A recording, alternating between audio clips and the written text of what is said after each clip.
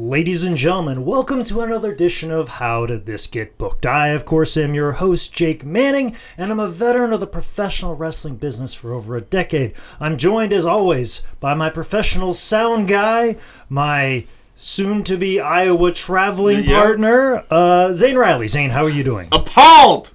Appalled, Jake Manning. Appalled? How are you appalled? I watched today's subject, and it was a doozy. And a shit ton of don'tsies. Well, speaking of doozies and don'tsies and treading that line, we actually have a guest today who actually... The perfect guest for this. The perfect guest, Carlos Valencia. Carlos, welcome back to the podcast. Oh, thank you for having me back. And well, I appreciate you reaching out. And part of the reason why you reached out is because you actually have a podcast coming up very soon. Soon that you were in. I was on. We want to give the name of it right here at the top. We'll give the full plug. Indecorous Podcast. It'll be, it should be out. Your episode should be out too. Okay. Yeah. IndecorousComedy.com. You can get it from there. And what?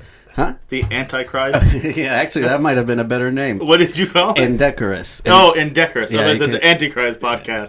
Man, that's fucking cool. Yeah, maybe we can still change it. Yeah, not too late. Indecorous, you can get it from IndecorousComedy.com. It'll have all the iTunes and all that shit on there, the links. Now, what's the premise of the podcast? Well, I was on it, and I don't know if I know how to properly I don't know. I'm not sure I know exactly, but we just, it's two of us, the permanent hosts. It's me, my friend Ian, and Bobby, and then we'll have a guest like you.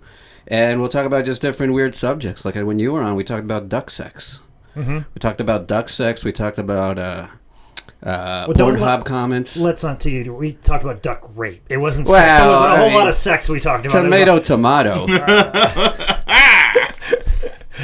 But yeah, we basically just talk about dark history and unusual facts, and just we riff on it for a while, and hopefully, the good thing is that we condense it down to 30 minutes. So even if you hate the thing, you're only wasting 30 minutes of your time. So what's 30 minutes for a friend? Well, it was 30 minutes probably for the interview, because we were talking about Ian. Ian actually made a special appearance on a recent $5 wrestling show that's right, that I just produced. The guy who got rolled up at the end, like the very last guy, the UCWF commissioner. The fan, yeah, the fan. It's not a fan. It's a UCWF commissioner. Oh. Is that what it is? Yeah. Well, that's what he got a title. Yeah, he's got an actual title. Ian was actually on my show, Carolina Stampede, which he was so kind enough to bring you and Bobby out to. Yeah. What were your thoughts on seeing this weird niche thing that I work on known as $5 wrestling? I thought it was a lot of fun because, obviously, I'm assuming everybody knows the premise of the whole thing. I don't have to explain it to I think anybody listeners. Anybody's listening to this podcast, considering what this podcast is about, what $5 wrestling is about. I really enjoy, because I enjoy making a big deal out of very little things. Like, hey, he just climbed a rope and he didn't fall down. So I just my only issue is there's no alcohol. I wish I could next time. Actually, that's another thing we talk in our podcast is life hacks, and one of them is colostomy bag. Oh. Colostomy bag full of booze. That's good. So if I come down with a colostomy bag next time, just pretend like I'm... We usually just bring our own in and be real cool about it. Oh. Well, now you tell me. You didn't ask me. You didn't ask the professional drinker on this show. I'm sorry that you thought that there were such stringent rules in the Manning cave, but that's not the case. It's Hebron Hall. You're talking about when Hebron comes. Yeah. Oh yeah. Well, actually, no. I think we've done bring your own beer type events. It's possible. Yeah, and I think they're trying to get a license there too. So. Yeah, I think that's kind of the direction you spoke and they've listened. Oh, good. Mm-hmm. Well, no, I can't wait for the next one. I was very pleased. Because we had some technical issues at one point, and you had to interview Jeff Hart, and I didn't understand any of it, but it was a blast just to hear him rant up there. If you watch the video, you will have hopefully subtitles. No, everybody thought I was going to do subtitles, but I didn't do subtitles because that promo was like 13 minutes long. I don't have that amount of time right now. That's exactly what I was saying. It's like, whoever has to close caption this shit, my thoughts and prayers. How do you even decipher that? Thoughts and prayers.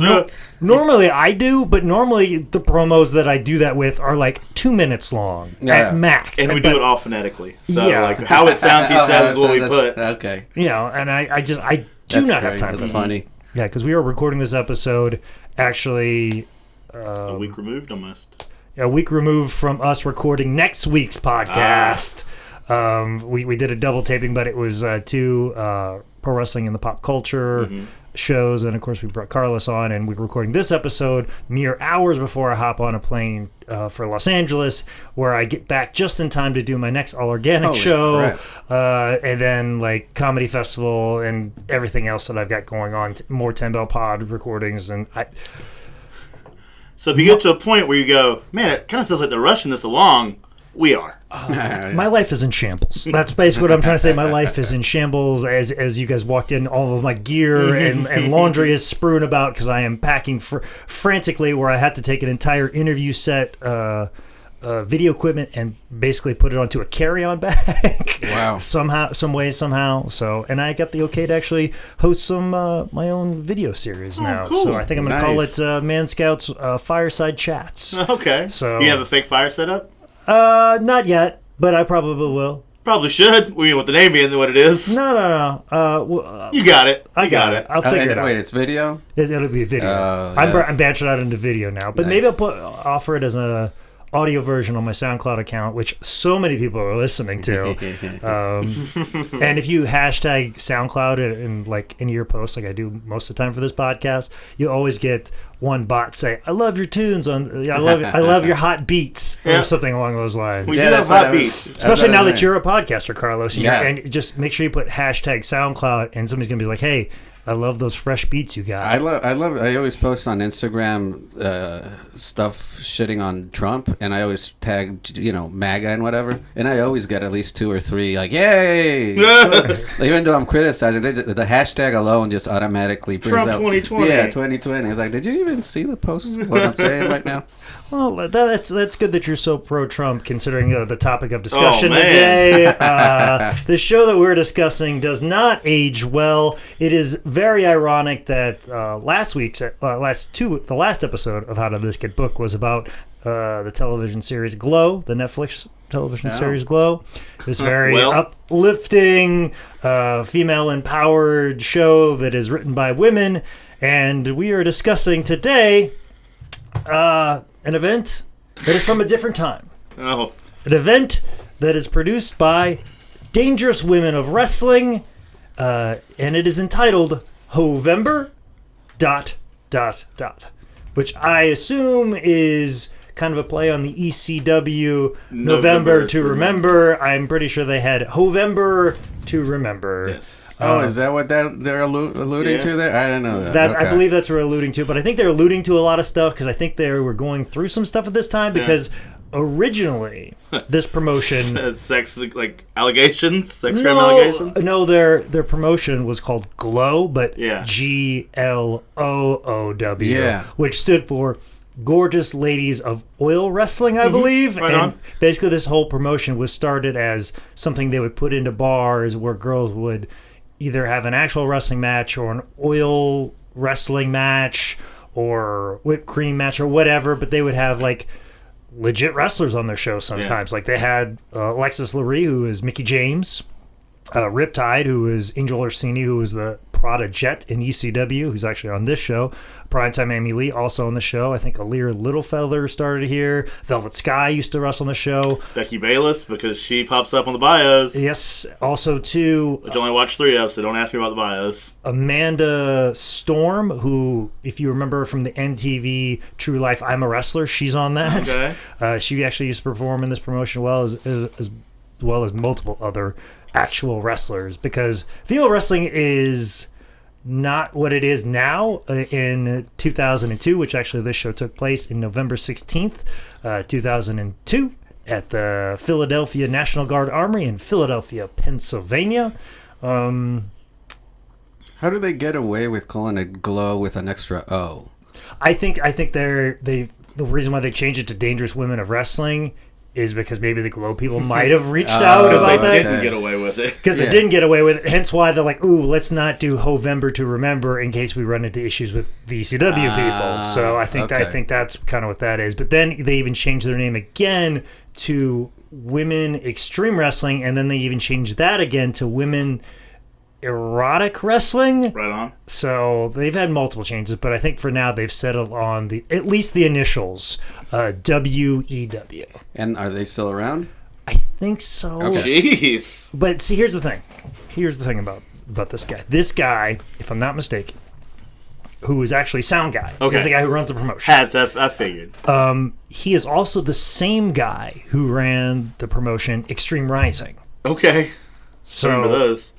And he basically made the music that is presented in this DVD. Okay. Oh, okay. And he would go around and tell people like, hey, you want to use my music? It costs this much. Yada, yada. Here's the license for it. Sure, whatever. And people just, it's pro wrestling, whatever, use the music. But then, like, nobody would pay attention to the license. And it would be like, the license only existed for 10 years. And then when 10 years would hit, he would wait another 2 years and be like, hey, you've been using my music for 2 extra years without a license. You owe me $10,000. Oh, that was like that was like his thing. Mm-hmm. But then he'd be like, well, tell you what, I'll knock it down to $5,000 if you buy the entire Dangerous Women of Wrestling catalog for 5 years. And that's your license. And then, of course, he would wait 2 years for that. Like, hey, you've been using my video, you owe this much. But then if you give me X amount of dollars, we'll call it Squaresville. He's very, very much like that. But I can't fault him too much, because when he found out what my character was, the Man Scout, he booked me for Extreme Rising the first night that he ran, and the only night he ran the ECW arena. But it was the first night that the ECW arena was opened back up as the 2300 arena, which it is called now. And it was like the first night that place was open, because they were hooking up the toilets as we were coming in to set up merch and sell there. But they were going to put me on the opening match. So I'm going to be the first match back into the ECW arena after all the renovations.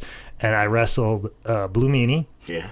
And Robbie Marino, who's a longtime manager in that building, especially during the CZW days. And this guy, Sound Guy, kept saying over and over again, I'm going to make you a star. I'm going to put that rocket ship on you. And he said, I want you to go over, and what I want you to do is have Meanie climb the ropes like he's going to go for the moonsault, and you just pull him down and pin him.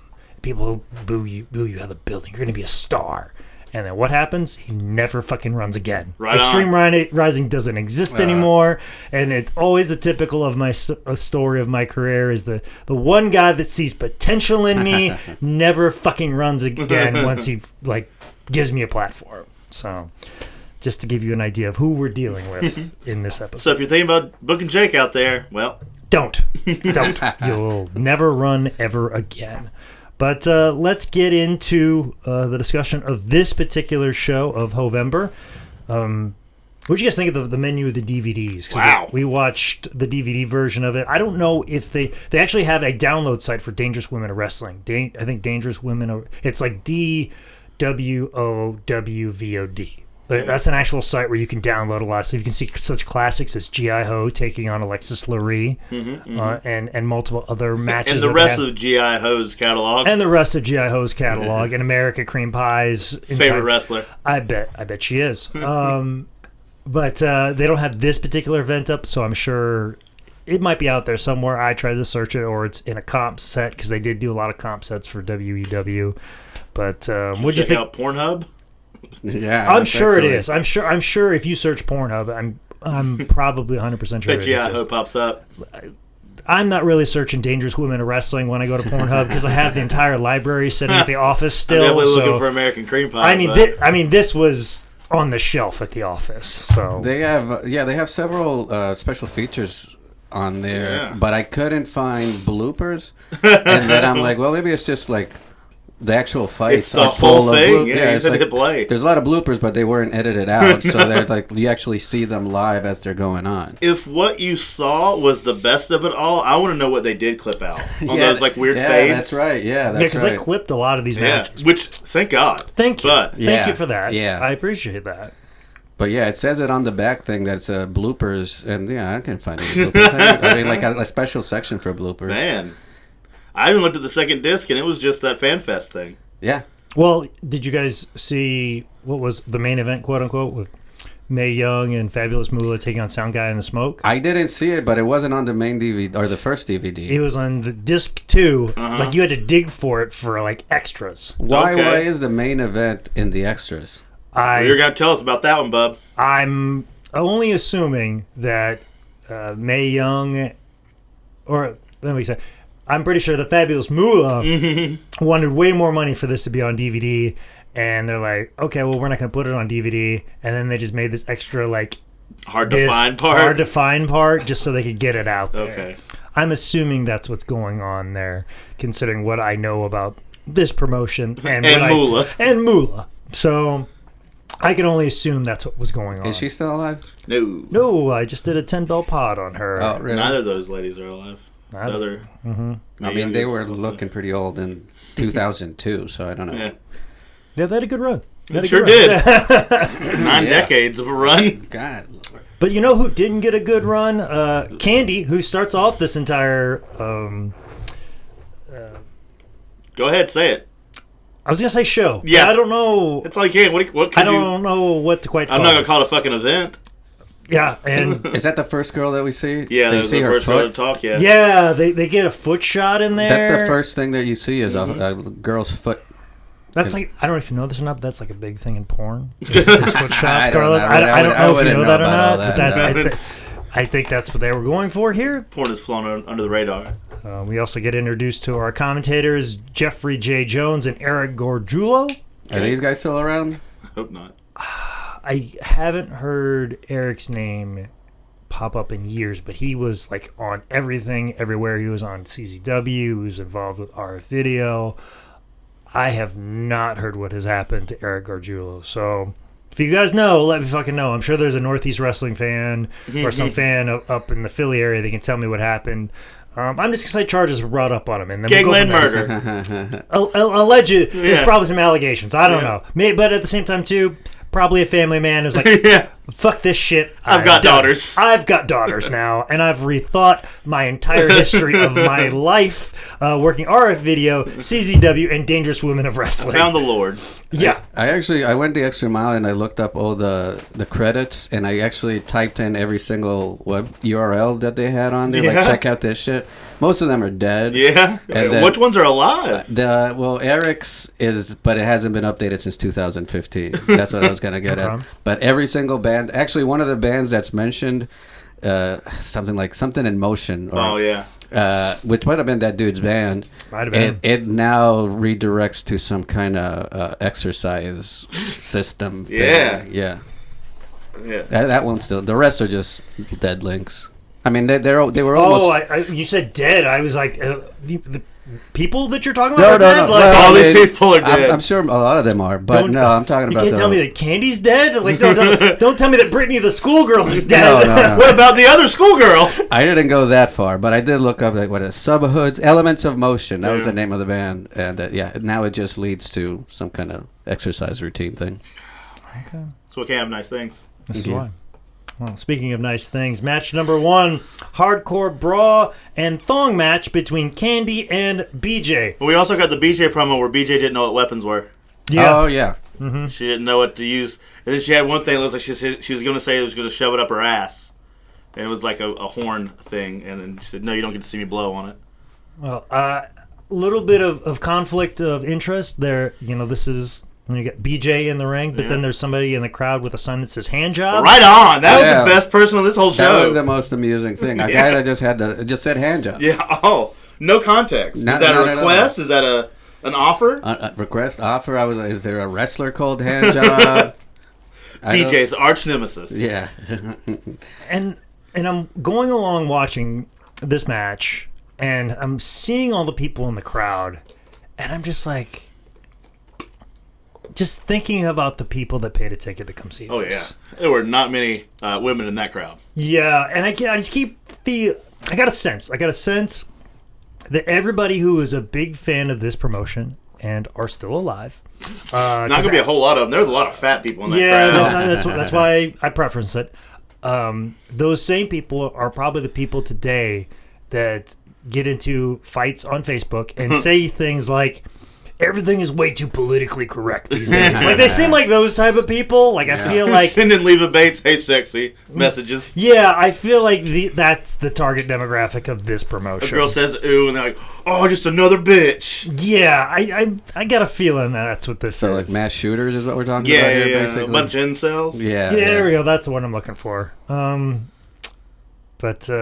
Yeah. There's a small bar. I don't want to, like... I feel weird shitting on the actual wrestling of this because I feel bad for the girls. Yeah. They try. Everyone really tries. But a lot of them are actually, pro wrestlers that had been wrestling for a while. Some of them got just enough training to have these types of matches. Okay. And some of them got just enough training to do oil wrestling in bars for money.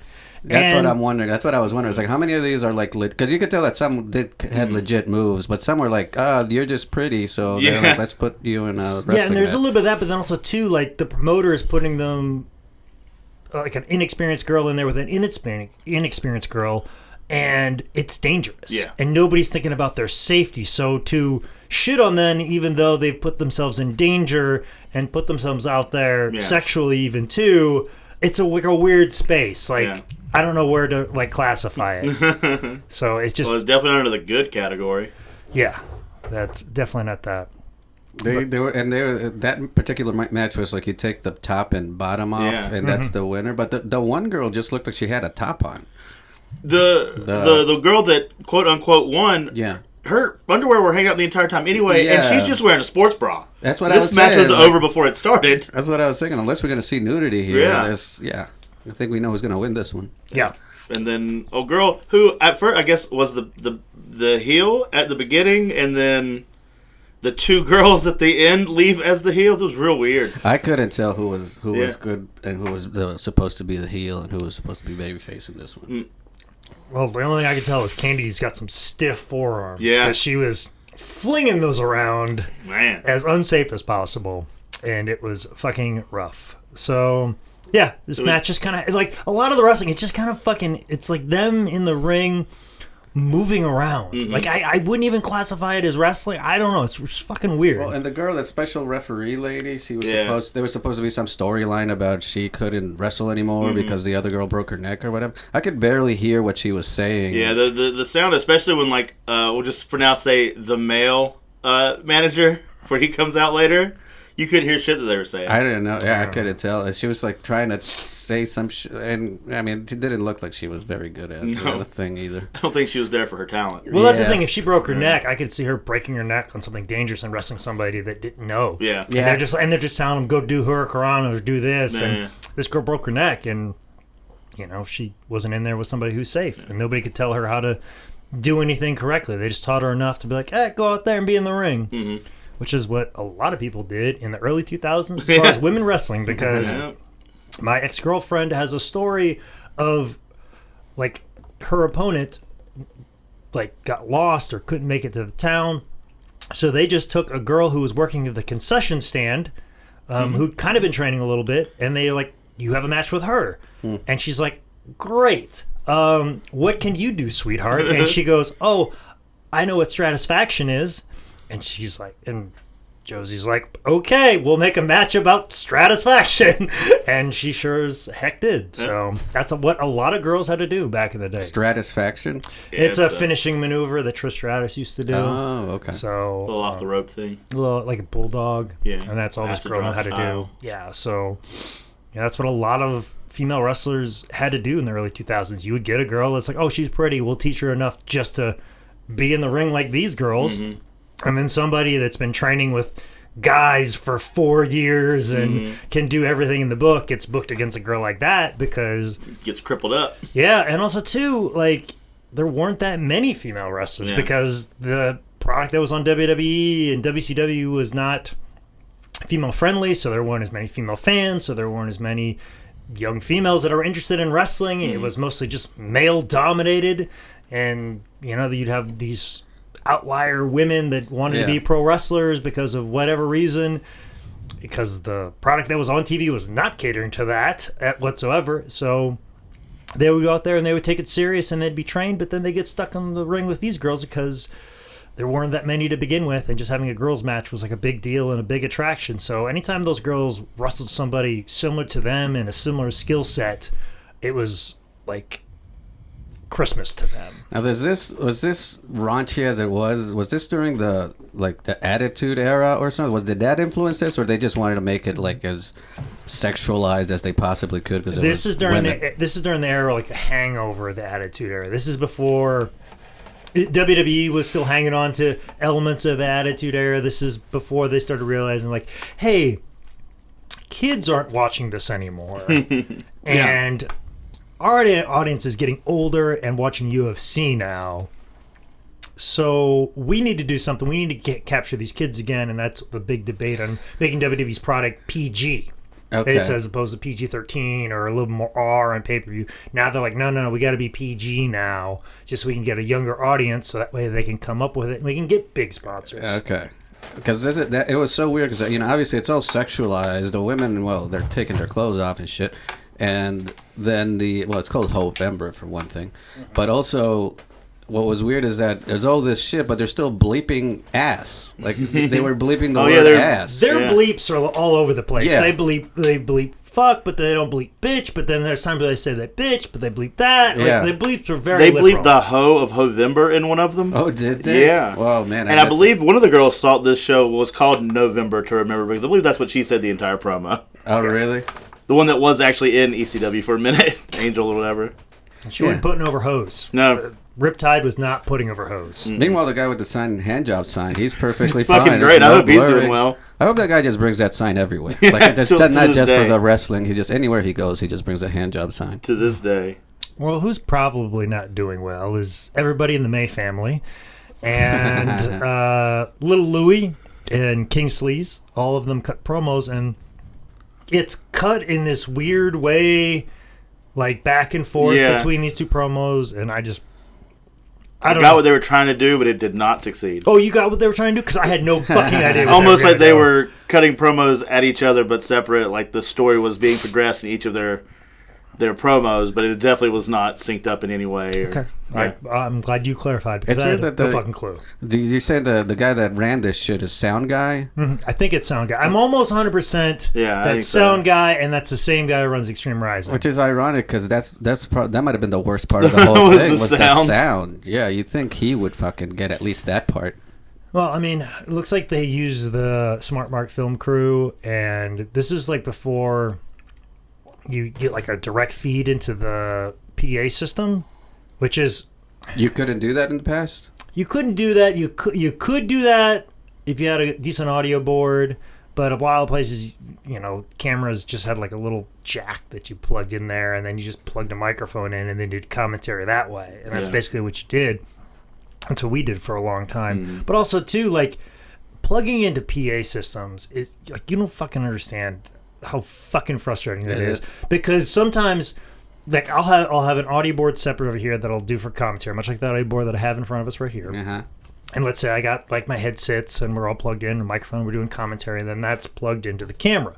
Now, you just get like an XLR cable, like another out from the audio board that's got the PA system, and you plug that into an audio board, and fucking it just goes fucking haywire. You'll get like like it'll fuck up, like you'll get these weird feeds, and you never know if it's like a power cable, it's a feed that you're getting, but I have been in some of the most professional buildings ever, and they're like, here's a feed from the PA system, and I'll plug it in and be like, dude, this is full of fucking distortion and shit like that. This is going to fuck up the commentary track. And the guy goes, it should be fine. I don't know why. It should be a clean feed. I'm like, it's fucking not. Listen. And like, I don't know what's going on. And professional fucking people. So that's why I'm like, fuck it.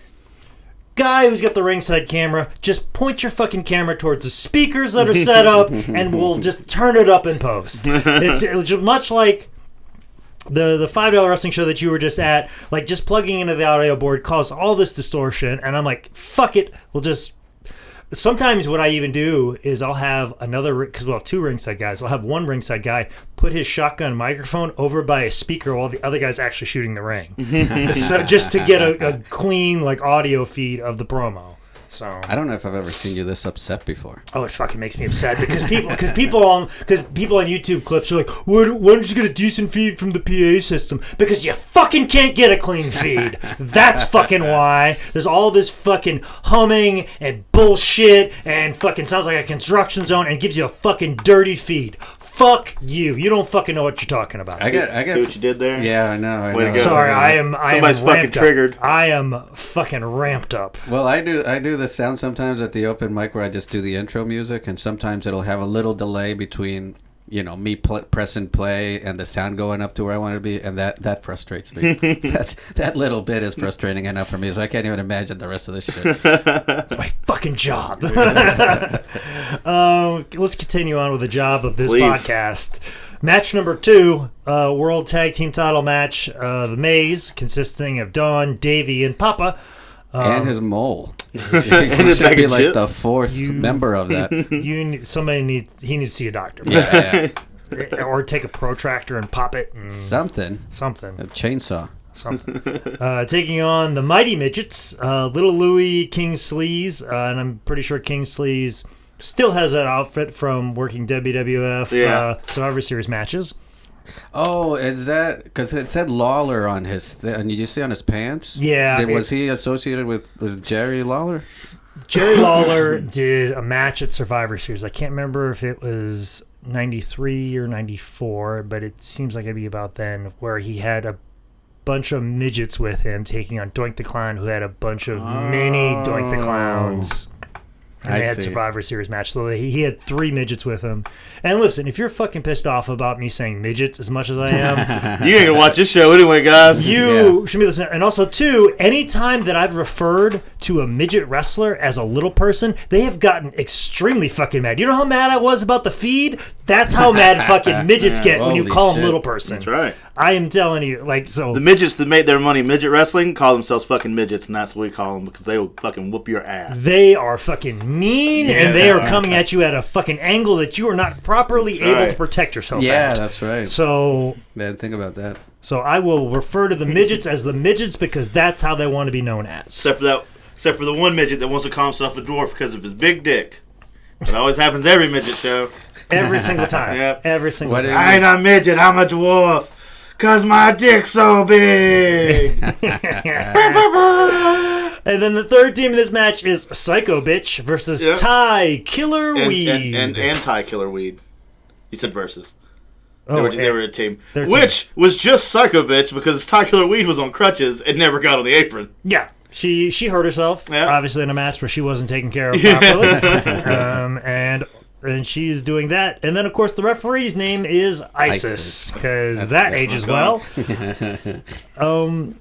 I don't know what Little Louie's deal is. He just seems like he looks like a dude. Just look like a drunk midget. Yeah. At least, King Sleaze, had some gear and looked like he might have gotten some training. The Maze had some gear, questionable. Mm-hmm. Psycho Bitch was at least in black. I was looking at it and I was thinking Davey May, this dude, he's probably gone to a wrestling school, so he's probably the guy that kind of he was the body guy. Yeah, well, I kind of thought he'd be the guy that makes these girls look good and be a good post and do all these things. No, he's actually probably the worst wrestler in this fucking match. He's just hauling off and slapping the shit out of these girls at one point, though. Yeah, and he's fucking unsafe and fucking taking unsafe bumps himself. He is terrible. Taking a fucking chokeslam on the fucking floor and he does take some weird flip over the top rope to the outside bump towards the beginning that was real fucking cool. But then he had a spinning heel kick that looked fucking brutal that I wouldn't even fucking take. 2 hands up. But it didn't matter because Sound Guy and the Smoke came in to help the midgets win. Right in time. The WCW replica belts, and that match is over. So. And Smoke is apparently supposed to be, on purpose, like The Rock? Yep. Like he's trying to imitate The Rock? Mm-hmm. Okay. Like a parody of it. You won't know the Smoke. Mm-hmm. So... And, of course, Sound Guy has a shirt that says, I hate hoes. Was he a Dudley? Sound Guy Dudley? I they came in very Dudley-esque. No, sir. You are Sound Guy Dudley. Because you are my Sound Guy if I go wrestling. So you are Sound Guy Dudley. You can start saying that on the shows, please. So I get my credit where it's due. And I don't want to be too critical because, I don't know as much about wrestling as you guys, but I didn't think Isis did a very good job of controlling the mayhem that was going on. I don't know. I mean, I don't want to be critical, but I think you're a little out of bounds, sir. I don't know. I know it looks harder than it is, but I didn't think she did a very good job. I think ISIS had proper control of the situation. Okay, I think ISIS... It became a quagmire as far as Where's I'm that complication bell at? I think ISIS did quite okay. I think ISIS is a good thing, my friend, and I think you should applaud ISIS for all of their hard work. We're going to take all the quotes now. This is going to be the promo quotes for the rest of the podcast. But I mean, we would pull some promo quotes from the promo that the Smoke and Sound guy cut. We can't hear any of it. But they challenge a girl from the audience to come into the ring. Oh, yeah. And she comes to the ring and then does a weird flip over the guardrail. Like she falls backwards. She fell over. Like she could have just hopped over, but then she fell backwards intentionally, accidentally. Just to look like a fan. I don't fucking know what's going on. It had to have been the only reason. Like a fan would fuck up getting over here like this. I'm getting over too good. Yeah, I don't fucking know what's going on there. Because for a second I thought, like, oh, this is like, it's a plant. Yeah. And she's going to go up there, but then the guy didn't do anything. Yeah. The sound guy didn't do anything to her. So I'm like, oh, well, that was... It's the worst plant ever. Yeah. Well, I think it was one of those situations where she was an actual fan. She actually hopped a guardrail because she's crazy. Okay. And then Atlas Security thought it was a part of the show because they have Atlas Security here, which is a professional security team. I fucking love Atlas Security. But they're here. Those are professional security people? Yes, okay. Those are professional security people. They thought it was part of the show, and then when they realized, oh, it's not part of the show, we probably should get her out of the fucking ring. Yeah. And sound guy not backing up. He goes, bitch, fucking bring it. I'll whoop your ass. I will whoop your ass. Speaking of ass whoopings, we have match number 3, which consists of Pussy Willow. Get it? Pussy Willow. Pussy Willow Dottie. I didn't get it, but after the 15th time that the announcers made puns about pussy, I got it at that point. Okay, I just want to make sure you got it again. Right? Yeah. I didn't know if the commentators did a good enough job driving home Pussy Willow. Hey, isn't it good to have pussy? Like vaginas? They might as well just said that. Yeah. Pussy Willow is actually Bobcat, who is actually Yes. That's actually Bobcat Goldthwait? Yeah. Oh, my God. This real good then. Wow. This had a real good run there in the middle. Yeah. This is what Bobcat did between doing the Bobcat character and him being this really great director. Oh, he was finding himself. This is when he was finding himself. Very good. Also, too, Bobcat was married to Al Snow at one point in time. Bobcat Goldthwait was married to Al Snow? I learn all kinds of things on this. Here first. And Pussy Willow is taking on Persephone, who is actually my former tag team partner, Joey Sylvia's probably ex-wife. I don't know if they're still married, but they shouldn't have been married to begin with, and I hope they're divorced, and I hope they're happy now. Because they weren't then? And I hope their daughter is doing well. So... they're trying to have a match. They cut out a lot of this, and then Special Ed and Chick Diesel come out. Holy fuck, boys! We're getting some weird territory here in a minute. Yeah. And then American Cream Pie comes out with Lucky. American Cream Pie, not as popular as Asian Cream Pie, as we all know. 2 of those 3 words, favorite search. Yeah, but you don't have to pay Asian cream pie as much as American cream pie. I believe. The labor is a lot cheaper. Well, some of those cream pies are boys, depending on what neighborhood you go to. Depends on, we're in Thailand, you are. Well, not everybody's... allegedly. Not everybody's performing labor in this segment because a couple of these people are probably collecting disability. Whoa. In Special Ed and Lucky, where we have 2 handicapped gentlemen. Yeah. Fucking say it. No, I'm not going to fuck... I'll fucking say it. They had a cripple fight. Okay, there it is. They called it. It says it right here on the special bonuses, cripple fight. And they said cripple fight a whole bunch. Now, they did say retarded a little too much for my taste. But fuck, boys. This one guy had cerebral palsy, and the other guy, I don't even know what he had. Could not get in the ring and save his fucking life. I like when he showed up with the guy that looked like Handy, like from the In Living Color, Handyman. When he showed up, one of the announcers like, I didn't know they were allowing handicapped people here. Man, is there wrestling shows where they don't allow handicapped people? Is that our rule sometimes? They're like, hey man, no. Not if you have $10. Yeah, everybody is. That's what I was about. Are they that picky about who they allow at these things? Man, this shit was crazy. And I'm gonna be honest, Special Ed, that motherfucker could throw some strikes. He could. That motherfucker could work. And then the ring crew guys, quote unquote, ran in and they put... Nah, man, we're here for it. Crippler crossface. Yeah. all kinds of problematic now between Chris Benoit and calling somebody a cripple.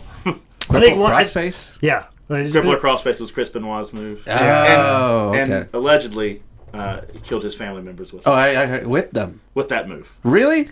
Wow. It's in there. It's in the rumors. Wow. Holy shit. Okay. So did this become Tim Belpot all of a sudden? All of a sudden.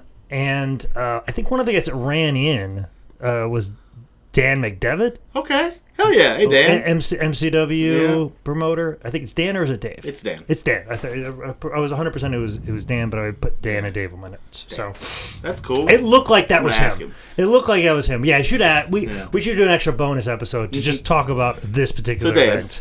So, those are the guys that ran in to like try to stop the and then start tapping out, like get beat up and get tapped out. Because I know because they have those interstitials where it's just the announcers, and they kept saying like, these pussy. Well, but then they bleeped that pussy. Yeah. These pussy security people couldn't deal with a couple of cripples because they kept saying cripples. Yeah. I mean, it was them saying that shit over and over again. But that's why I was asking about this. We're just a product at this point. Yeah, exactly. We're just commenting on this shit. And so that's why I was like, they had a real security, but these aren't the actual security people that you guys were talking about. These are like the plant security people. Yeah, because I kept calling them Ring crew. Ring crew. Is that what it is? Just because we had Atlas security there, so like, what are these guys? They needed somebody to take the crossface. And whatever. Oh, the ankle lock. Yeah, so. Guys, fucking Lord. But we keep moving right along. Yeah. We get I don't know where we go from this. Well, we go to a Riptide promo and a primetime Amy Lee promo. Now these match was really fucking good. Oh, I wanted to see this full fucking match. And the crowd comes up for it. It's a fucking awesome match. They fucking go for it. Riptide's taking guardrail whips where she's like jumping fucking over. Yeah. Oh, that's She's going for it. And then there's like one point in time where she's like climbing into the ring and she's standing on the guardrail and she's got her hand like on the top rope. And then fucking primetime Amy Lee, for whatever reason, just moves the fucking guardrail so she face plants on the fucking ground. I saw that. Shit. That fucking was. I hope that was fucking planned.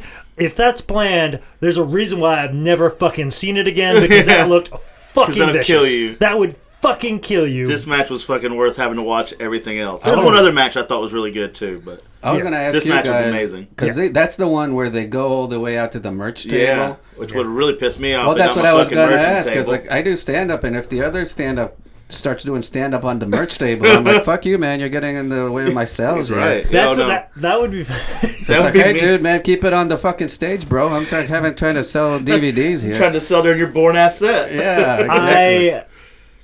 I fucking need to do that one of these days. Because that's one of the things you do, like, as a wrestler, like, to kind of get people up, or if you're not like that great at wrestling, like I am sometimes, just kind of brawl around in the crowd and stuff like that.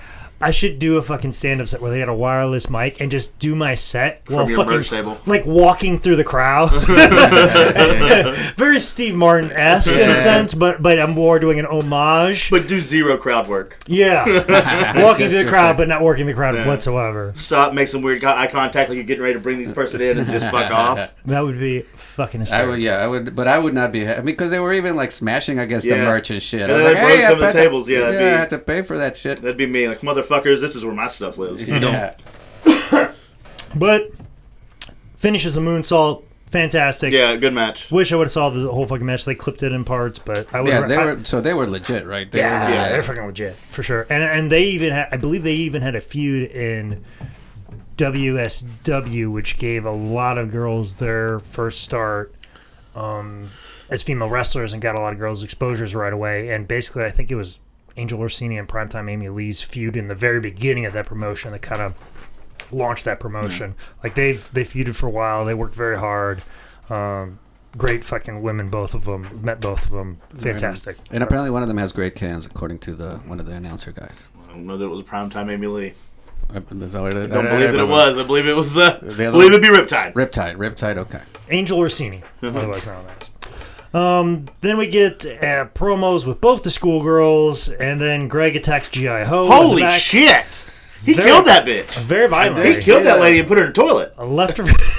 He left her in the toilet. Left her for fucking dead. No shit. Cool. I don't know what the fuck hit me so hard because you gave the facts, but the facts just made me fucking laugh. He killed her, left her in a toilet. Yeah. Like a miscarriage. So, But here's the thing: like I don't know these people, so there's no context for me. All I saw is some dude hitting some chick and leaving her in the toilet. Yeah. Like I didn't know that was the main event. Yeah, I didn't either at the time. On disc one. On disc one, though. On disc one. Yeah. On disc one. Disc one. Yeah. To us, the real main event because we didn't see the real exactly, main event. Right. Yeah, that shit was fucking nuts. I felt uncomfortable there for a minute afterwards because it wasn't like there was no other acknowledgement to it after it was done. Right. It's just like, okay, this is what it is. I gotta show you. You're gonna learn some respect. Yeah. And I was like, all right, cool. So yeah, I don't know. He's very. I don't know what you did do or did do, but That's right. Yeah. But fuck, he ain't happy. All the other girls just went on about their fucking shit. Oh yeah. Well, to get you a little less uncomfortable, we have match number 5, Battle of the High School Versions. Missy, the schoolgirl, taking on Brittany, the schoolgirl. This is very much in the same vein as Fake Undertaker versus Undertaker, and NWO Sting taking on Real Sting. You know those classics. Like I said about the wrestling, I've already made the preference about that, but let me just tell you, wrestling fans, if you did not see this, what spot number fucking 1 of this fucking match was. Whip to the buckle. Yeah, go on. Splash in the corner. Of course. Bronco Buster. Yep. Like, just fucking Pussy right to the away. face. Right the fuck away. Pussy to the face, spot number 1. Right away. And then finally, Sound Guy comes down and turns on the schoolgirl that he was associated with and gives a vicious fucking powerbomb on Missy. Yeah. All these girls could take hella power bombs. Yeah. What's up with him interfering? So is it just because he runs the shit so he can just? I think he run the shit. But then also too, like he's creating more heat, brother. Because you got to come back in the main event with Moolah and fucking Mega. So that way, when they whip his ass, people cheer more. I was wondering because in stand-up, there's a thing where like former stand-ups open a comedy club and they put themselves on every fucking show. So I was wondering if that's a thing that happened in wrestling. That is also a thing. Yeah, they run their own promotions and put themselves in. And then they win the belt. And then they win the belt too. Yeah, wow. And they say things like, "Well, listen, I can trust myself to be here." 100%. I was about to say it. They always follow the reason up with, "Well, I'm always going to be at my shows," which, at the end of the day, there is some logic in there. There's a lot of logic there for sure. There's some logic in there, but there's also like, I mean, at least in stand-up, I know because I would see some of these guys and. They know they're not gonna get fired, so they're not trying too hard. Like they're not. They could have, like, if they were hungry, they would actually try. But they're like, what the fuck? I can bomb here for an hour, and who's gonna fire me? I own this fucking place. Kick everybody out. Yeah. But then we go to a backstage scene with Lady Storm, and that's just fucking weird. Who's that? I don't fucking know. Okay, yeah, because I didn't know what the fuck was going on. Was that the one that was like in the urinal? Just like throwing stuff around and like, oh yeah, and there was another one of those issues where like that's happening, and then like another promo was kind of happening at the same time. Was that? And I thought they were just gonna like meet in there somewhere. No, just two things happen at once. Yeah, I thought they were gonna clash at one point, and nope. Because Sound Guy walks off with, which one is it? Brittany or Missy? One of them two. Brittany. The one that he was supposed to be with Missy, and then he powerbombed Missy, but now he's with Brittany. And then they show them walking off like all good breakups happen. And for a while. And then they cut to that, and she's just losing her mind in the bathroom. And meanwhile, there's a bunch of guys there. They're like, oh, whatever. And then she attacks them. And somebody's on their monthly. And then they pan those over. Two dudes are cuddling. And they're just cuddling each other. Like, Little Davey and his buddy. Yeah. Like she pushed one, the one fell into the other, and that was enough for them to be like, well, we've been wanting to cuddle for a while, so finally we have an excuse to get there. Yep. Well, we've got to the main event on disc number 1 now. Oh, brother. Match number 6. Greg Matthews taking on G.I. Ho. Now, Greg Matthews, you might remember from Tough Enough Season 1. He actually had to bow out of Season 1 because he had 3 herniated discs. Oh, and he came here and killed a woman. How many discs do we have? 12. Oh, okay. So he still had. Still had 9. 25% of his spinal column was fucked up. But from most interviews, and they even said it in the commentary, and then that reminded me of some other interviews I heard over the years. Al Snow said that if Greg didn't have to bow out, he probably would have been the guy to possibly win season 1. So that was true, because I heard them say that. I've heard that before. So that's I didn't know what to believe, because I actually checked the bio of these announcer guys, and one of them was, you got the Jeffrey J. James or whatever. He's like, this guy's great. He always, if he sees a bad move, he calls it out with his patented catchphrase, "What the fuck was that?" Patented catchphrase, "What the fuck was that?" So I was like, anytime that these guys said, it's aside from all the fucking horrible puns that they did, I was like, are they really? Is this true, or are they just making this shit up? Did we ever get a "What the fuck was that"? What's that? Was there ever a "What the fuck was that" or a bad move? I don't believe so. I don't know. Well, yeah, no, everything was so professional. Yeah, it's so good here. Maybe if you see one that's not as professional as this one. Yeah. The B shows. Yeah, what are the B shows? I also did a little bit of research. It got me kind of down a mini rabbit hole. Okay. On everybody from season 1 of Tough Enough. They're all dead. Yes. Now that was on MTV. Yes. And they were trying to find new wrestlers. Is that what the premise was? Yeah, it was like a reality show to become a wrestler. One of the guys from the show, I think Daryl was his name. He's actually, I think, like a school teacher and a coach in Davenport, Iowa, of all places, which is an hour north of an hour south of where I grew up. MTV? Because MTV, they were getting more into reality-based television shows, and they reached out to WWE because they were targeting the demographic that they were interested in, and they did some cross promotions, and they had, they had this Tough Enough thing. It was actually kind of a big success, and not a lot of success in the wrestling world from season 1, but they all turned out to be pretty decent human beings. That's good. Because it doesn't go on to be the same later on. Well, yeah. So, like, that never happens with MTV reality shows. There's like the worst human beings in America. I mean, no, granted, like Maven won it, and he had his ups and downs and bouts of depression. He actually won it, but from what I understand, like, some people would say it's a fall from grace, but I guess he's like a bouncer at a club in New York. But he like owns that club or something. He might. That might be. I don't know. You hate it when guys just buy a club so they can be a bouncer. It's the same premise. It happens. Yeah, in everybody comedy. else wants to. Yeah, exactly. What are they gonna do? Beat my ass? It's my own club. Yeah, exactly. But he also had a TV career. I think he was on Home Shopping Network. He was on BET. Like he had a decent little run. He had some stuff. Talking about HSN. And then I think he like popped up and wrestled on a Creative Pro wrestling show, and so he's like around. I think he's well adjusted enough. I've seen him at a couple conventions a couple of times. Seems happy. So looks great. Nydia, I think's like married to a man, and she's got a family, and she had her little run at WWE. Josh Matthews, obviously. We know who Josh Matthews is. He's doing stuff as far as TV and Impact and all those things. Taylor Matheny married to Brian Kendrick, and in love with a wonderful and fantastic wrestler and human being in Brian Kendrick. Chris, the career killer, I guess he's doing well too. Christopher Nowinski, he's doing all of this brain research as far as the Legacy Foundation, I believe, as far as like studying CTE. Greg, he actually had a little bit of a run on the indies.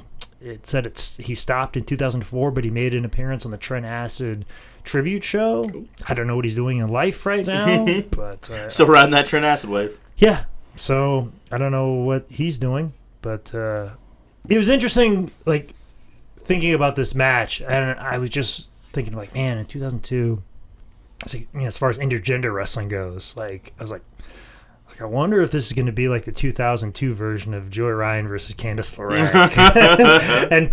and maybe this is a sleeper match that pushed the sport forward in a sense. It had its high moments. I thought it wasn't that bad to me. I don't think it was that bad either. I was wondering about that because, that was the other part of this. I mean, towards the beginning, you see it's like, okay, it's supposed to be like the women's wrestling league promotion. A lot of dudes. Like almost half of the thing is dudes, and then this very last match, which is, supposed to be, well, at least our main event, is the champ woman against the dude, and then they talk about like, he got injured and he's coming back. There's, I guess, like, is this how all male wrestlers come back? They start you off with the women, and then, the bottom. Yeah, it's like the minor leagues, and then cripples, and then you get to fight children, and then eventually, the midgets. Yeah. It's well, at times this match did look like a match you'd have if you were fighting your little sister. Yeah. There were moments like that. It felt to me like, he had trained her at some point. Like, this is her trainer.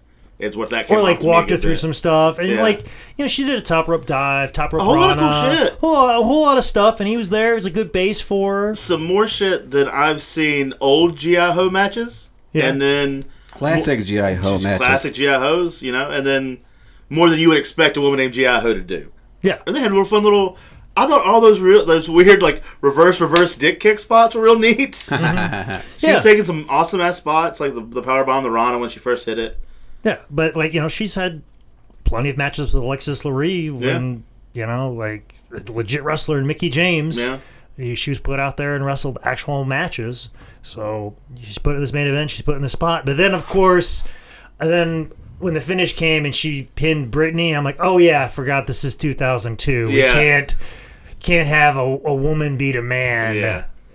Yeah. Okay. I know where we're at now. What kind of rules are there that because that's what I didn't understand. Oh, that's out the window now. Yeah. And thankfully it is. But it's this weird thing, like, old timers would get mad at you if a woman went over on you, but then there's also, like, this aspect to, like, people think it's funny and, like, think you're a joke. Yeah. So you don't want to do the favor for her because, you know, the promoter's fucking with you. Oh, really? And also so he can go, you lost to a woman, I can't book you anymore. Oh, Or he would do some shit like that to Jesus. you.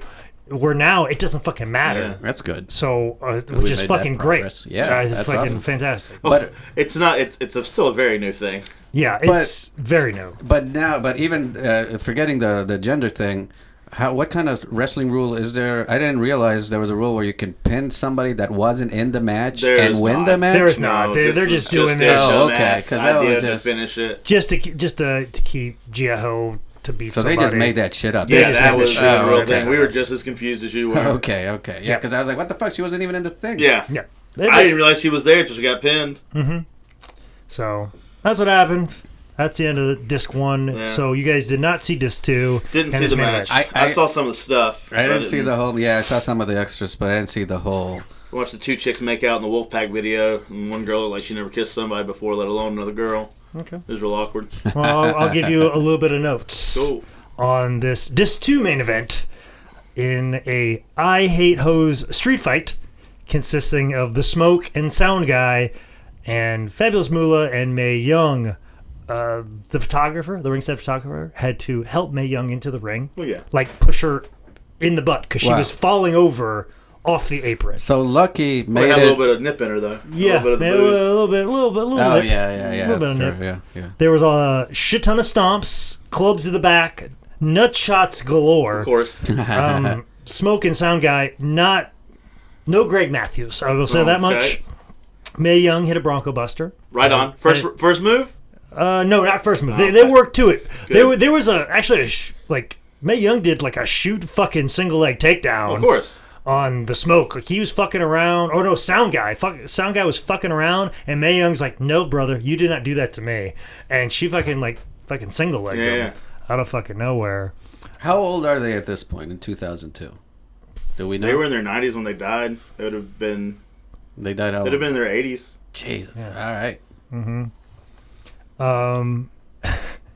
But the highlight, probably of the whole main event, was they brawled to the back, all the way to the backstage area, and the Smoke and Sound Guy get put onto tables, and then the ring truck, a box truck, is driven into the armory near the to say near the table. Which just means it's not near anything else. Yeah, would be a generous term. Close would be, but definitely not near the tables. Yeah. This box truck gets pulled in, and Missy, who took a power bomb from Sound Guy earlier, Yeah. is in that ring truck. Choo-choo. So should they bring in this box truck that is close somewhat to these both these gentlemen on tables. Now the tables are not close together, nor are the tables close to the box truck. Yeah. And then Missy climbs to the top of the box truck Huh? and jumps off Oh. the top of this box truck that's probably 14 feet high, Yeah. 13, Couldn't drive maybe the 12 at minimum. Jumps off it, and I've never seen anybody hang in the air as long as Missy has. And keep in mind, 119, 110 pounds, you need a little bit of force to break a table. Yeah. And the table that some guy just happens to be on seems very strongly Japanese table. Yeah. The fact that table broke is amazing to me. And the fact that it did not break Missy as well, who basically just like... Take the wheel, Jesus. Yeah, just jumped with like legs kicked back, open, just all rib cage, just coming crashing down on a man on top of a table off of a 12 to 14 foot high box truck. Yeah, right on. And I think she was supposed to jump on both the gentlemen, but the thing is, though, she would have to like go through one, because if she tried to go through two, the force would have been distributed and would have broke her in half, and neither of the tables. So luckily, but obviously the spot they were setting up, I think was intended for her to break both tables, but she would not have created enough force to break said table. So thankfully... She just picked the one table. And thankfully, like, Moolah and Mae Young had the tables so far apart that she couldn't do that. Yeah. Because if they did that, she would have died. And you're like, oh, well, that's a great finish to this. But no, it was not. They brought him all the way back in the ring, and Missy, who should be dead... Yeah. The ghost of Missy is still fighting and gives like a little kid elbow where she pats her elbow and it just flings her elbow into like Sound Guy who's sitting in the corner.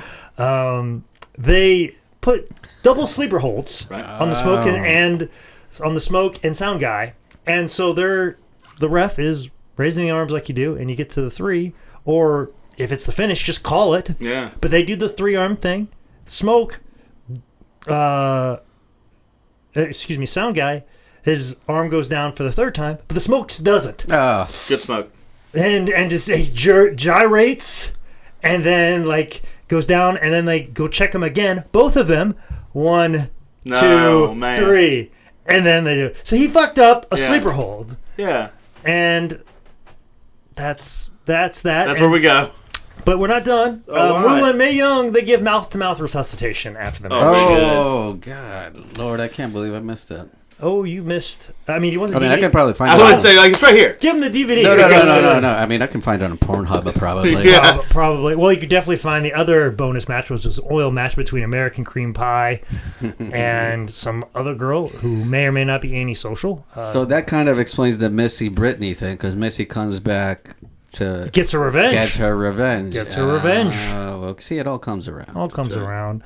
They also have like backstage footage, which is super fucking creepy. Like it's like girls that are just clearly just backstage talking or going over the match, some of that. and then they would just zoom into their ass without them knowing it, or probably even their consent. Oh yeah. And then there's like even like a moment where like the Smoke is clearly hitting on like one of the female referees, and he's getting caught in that. So I'm like, ooh, I hope you're not married or have a girlfriend, because they would see that.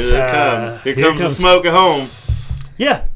So that's what this is. They had a mechanical bull too. I saw that. But it was like I think just Amy Lee got onto it as far as the women went. Yeah, that was it. Yeah, I only saw. Actually, I didn't see her. I just saw dudes. Yeah.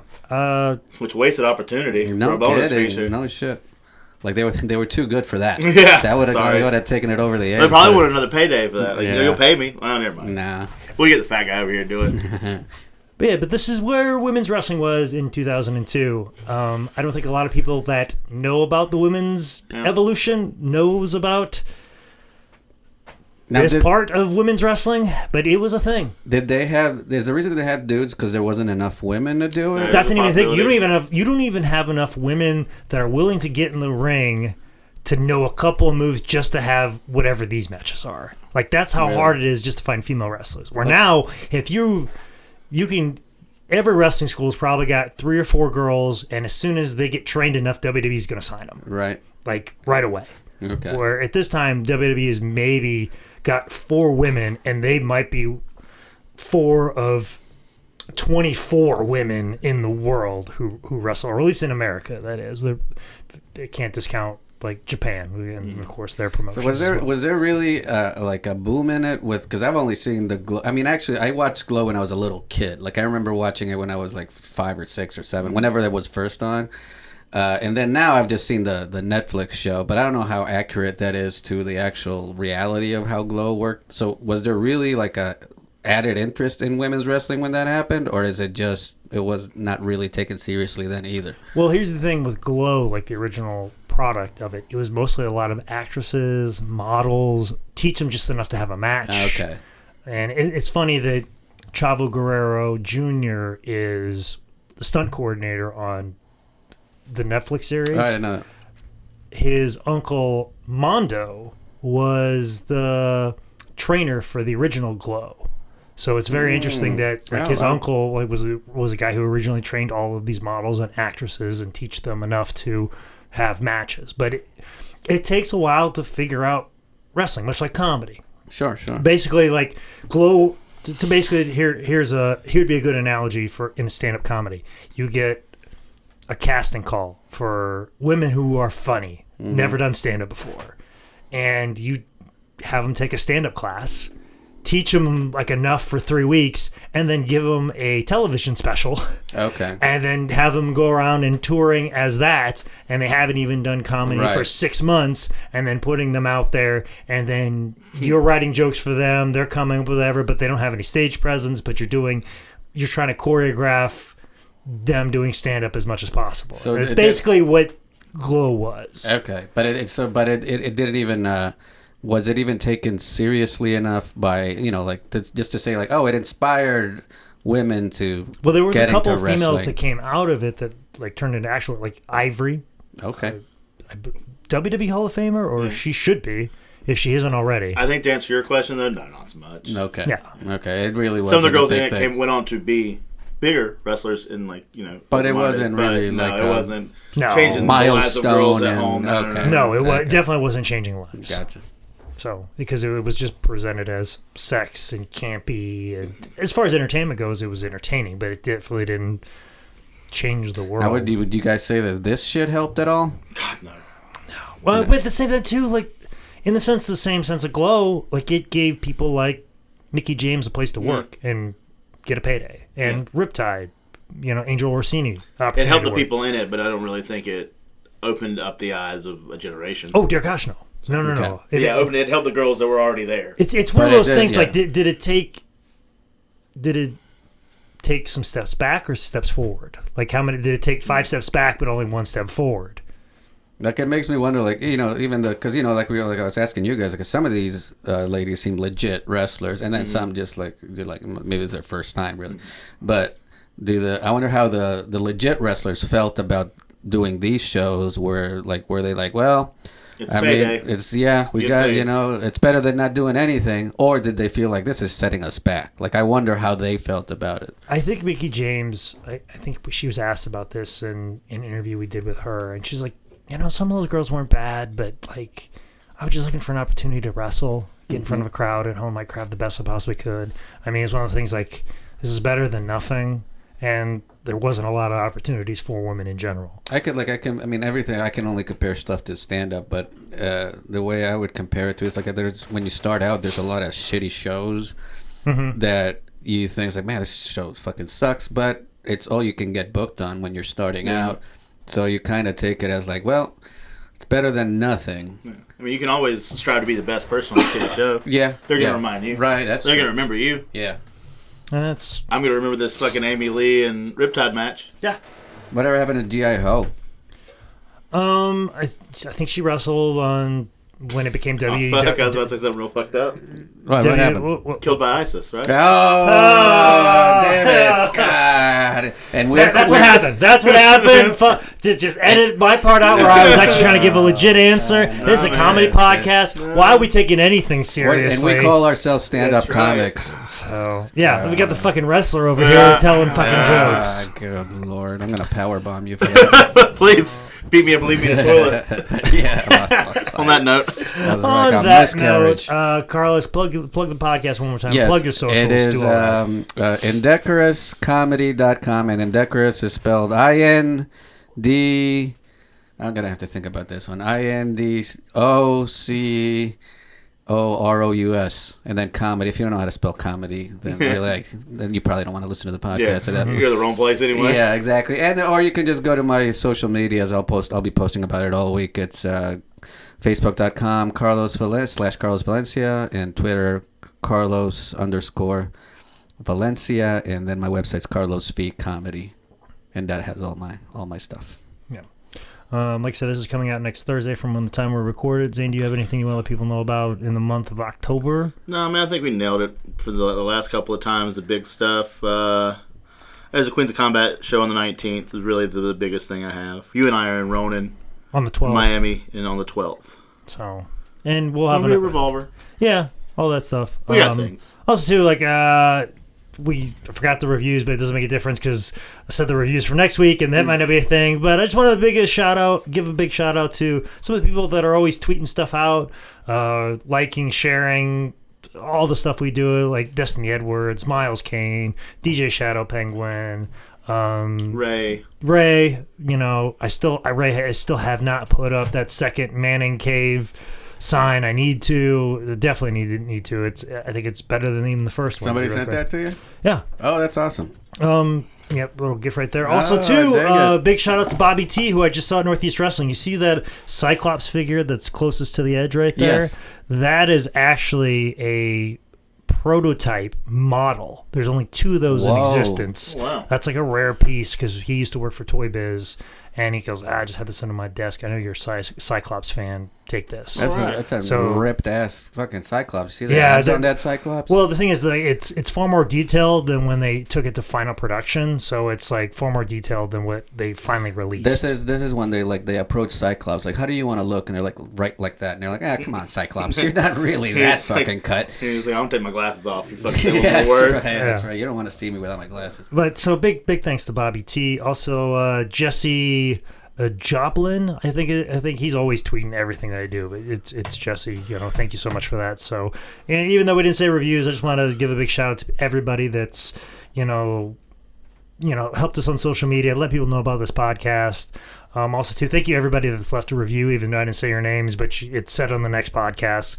And just thank you so much. Reviews are so important, guys, and moves us up the algorithm, especially on Apple Podcasts.